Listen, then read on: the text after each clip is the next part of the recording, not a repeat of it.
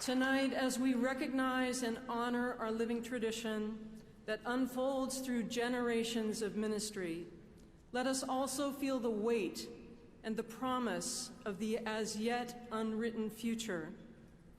We hold this living tradition in trust for generations yet to come. So what does that look like today? In an era in which our larger culture and economy are rife with intergenerational injustice, what some name as intergenerational theft. How can we live into a commitment to intergenerational solidarity? Young people are providing powerful leadership, confronting systemic racism, calling out complacency, and mocking the lies and institutional intransigence that puts their lives, their future, and the planet at risk. They are organizing their peers, proclaiming their moral witness, and refusing to accept the unacceptable. Witness the livid grief of the survivors of the Marjory Stoneman Douglas High School shooting as they call out the NRA and the BS of cautious politicians.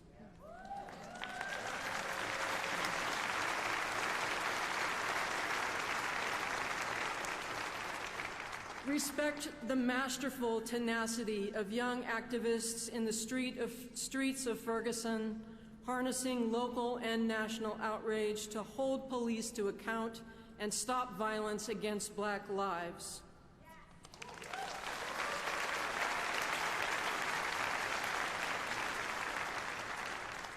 And listen to 15-year-old school strike for climate activist Greta Thunberg, who, when invited to Davos to address powerful corporate and government leaders at the World Economic Forum this past January, delivered a speech that was heard round the world. She said, "Either we prevent temperatures from rising above 1.5 degrees, or we don't. Either we avoid chain reaction of unraveling ecosystems, or we don't. Now we all have a choice. We can either create transformational action or continue with business as usual and fail." I often hear adults say, "We need to give the next generation hope." But I don't want your hope. I want you to panic. I want you to feel the fear I do every day, and I want you to act. Behave like our house is on fire, because it is.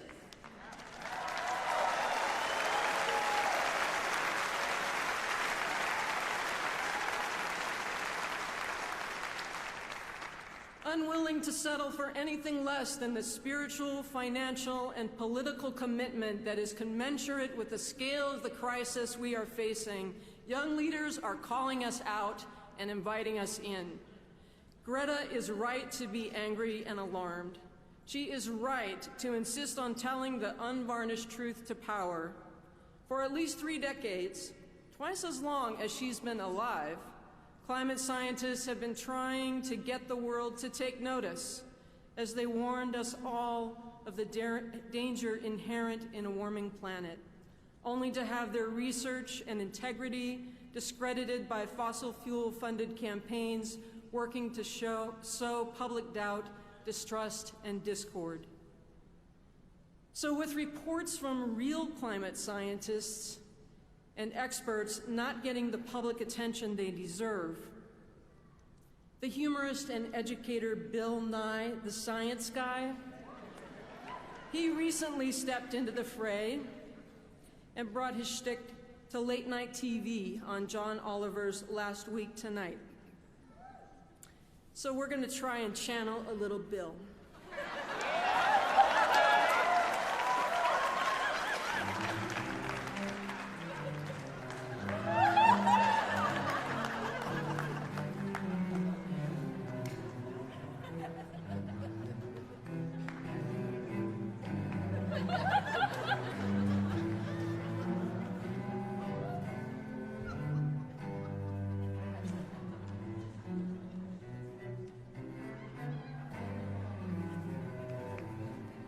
How's that look?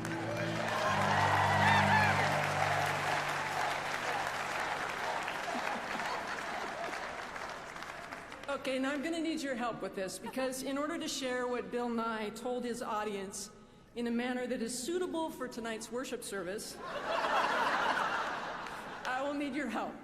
So when I wave my hands, would you please call out a loud bleep?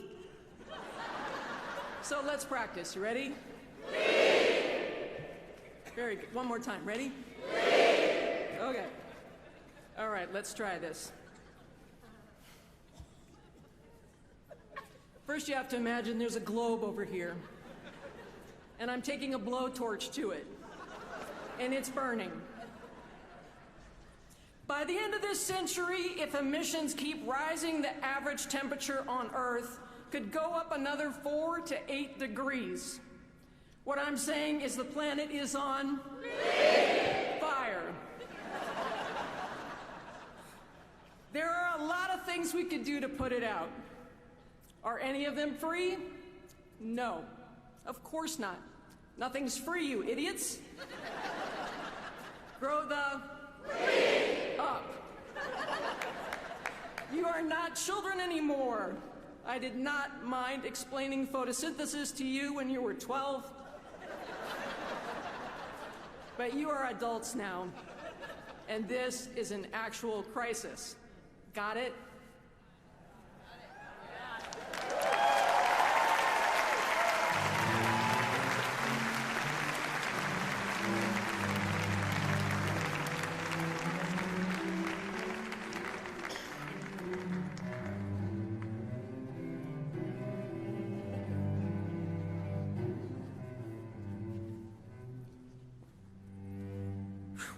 Thank you.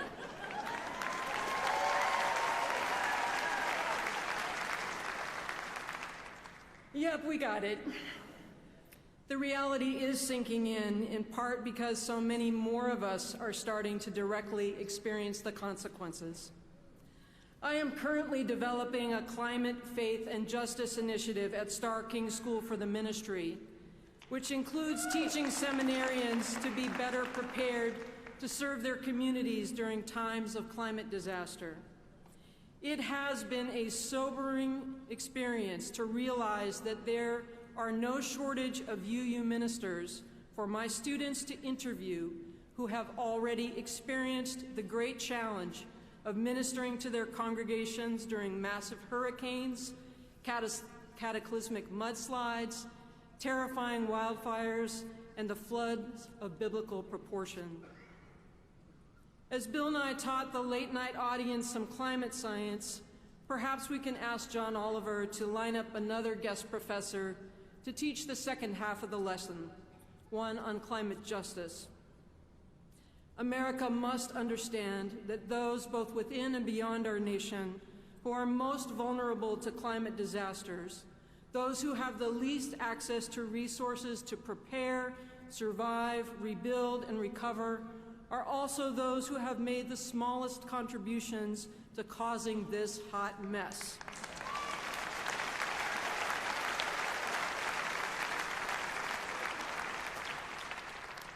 Climate injustice is layered on top of centuries of colonialism and conquest, stolen land, enslaved labor, and indigenous genocide.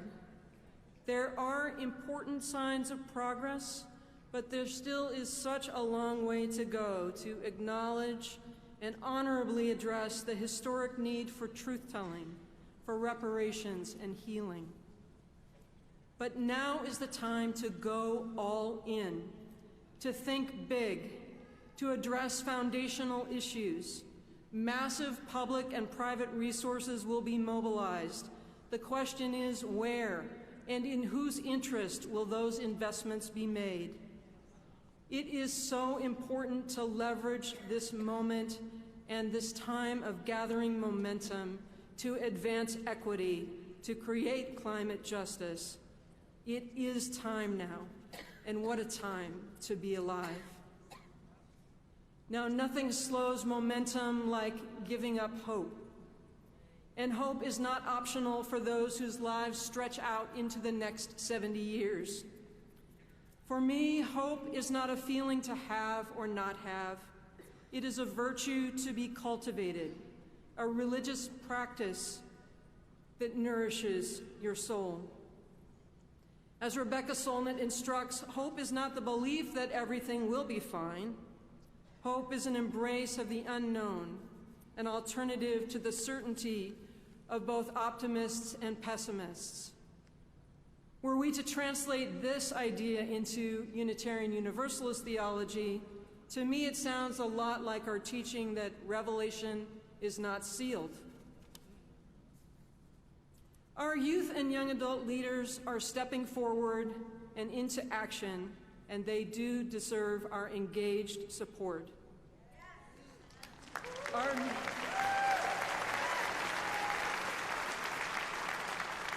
Our chalice lighters this evening, Allie and Amelia, are organizing Unitarian Universalists to create climate justice, and Levi lives on a barrier island in Florida threatened by the rising seas.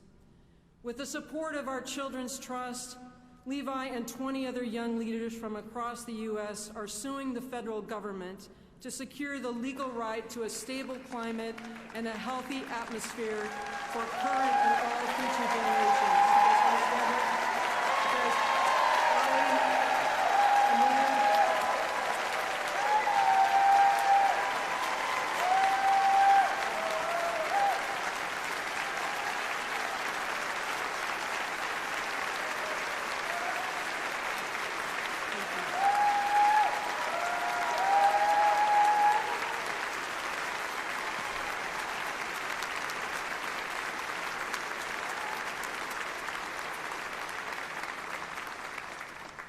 This is such foundational work, and I am so glad to hear your enthusiastic applause for their leadership.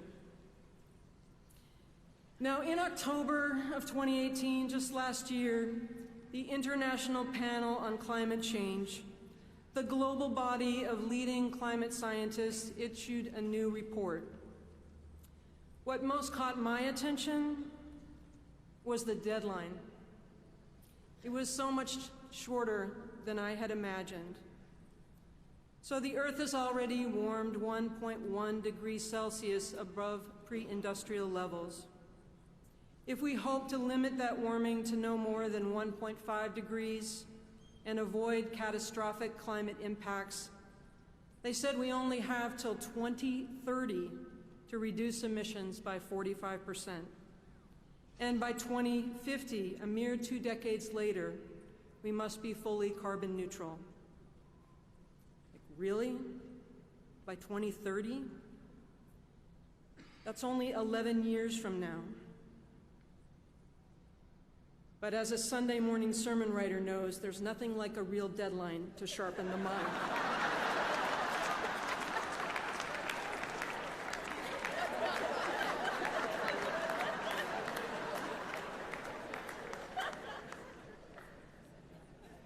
I've been realizing that I need to shift my understanding of the climate crisis and the imperative to create climate justice from a cause among causes to an existential demand, something like our commitment to dismantling white supremacy that needs to be woven into all aspects of my life and my ministry.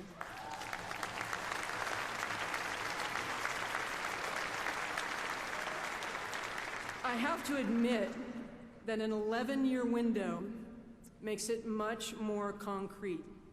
I can count out the years: 2019, 2020, 2021, all the way through 2030. I try to imagine how old I and my loved ones will be. And then I think, what do I need to stop doing to find time to prioritize this work? How much time can I take off work to participate in this pivotal election in 2020? While I have become a train rider instead of an airplane flyer, my own life is far from carbon neutral. What steps am I are we able to take to become more consistent, a part of the solution, and less a part of the problem? These are core questions for all of us and for all of our institutions to answer over these next 11 years. What a very strange thing to find oneself at such a watershed moment in the history of the planet, when the lives of generations to come depend in large measure on what happens during this relatively brief window of time.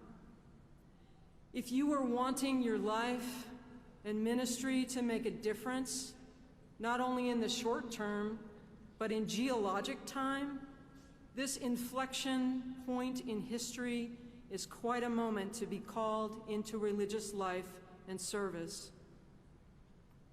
Sometimes a call can feel like an invitation, and at other times like an imposition. The story of Moses' call shows him out minding his flocks and minding his own business when God calls out of the burning bush and charges him to lead his people out of Egypt. Moses, although respectful, was fairly quick to point out his own inadequacies, suggesting that the heavenly nominating committee call on someone else. Someone else with more leadership skills, more suited to serve and succeed in that pivotal moment. While God did not let Moses off the hook, I am glad to note that he did suggest a leadership team be formed, with the more eloquent Aaron taking on their communications portfolio. We are not meant to do this work alone. I remember overhearing a caller to a radio show who asked the presenter what they could do as one individual to make a difference in the global climate crisis, and I loved the respondent's blunt answer. The most important thing you can do is to stop being an individual. Systems change when you join and work with others.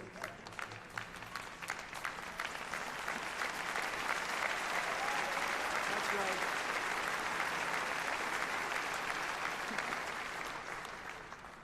It's such a good point, and it applies to us as individuals and to our congregations and communities as well.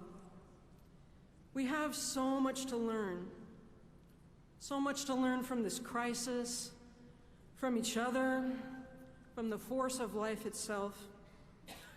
On the cover of your order of service is a photo of an old Western juniper, whom I visit from time to time.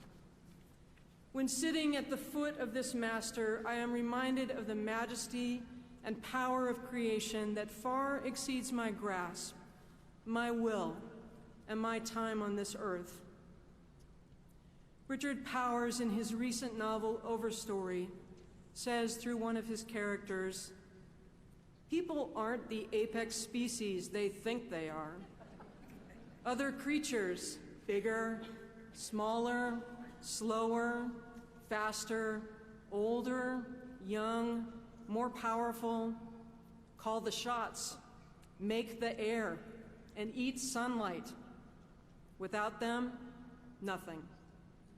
It could be the eternal project of mankind to learn what forests have figured out.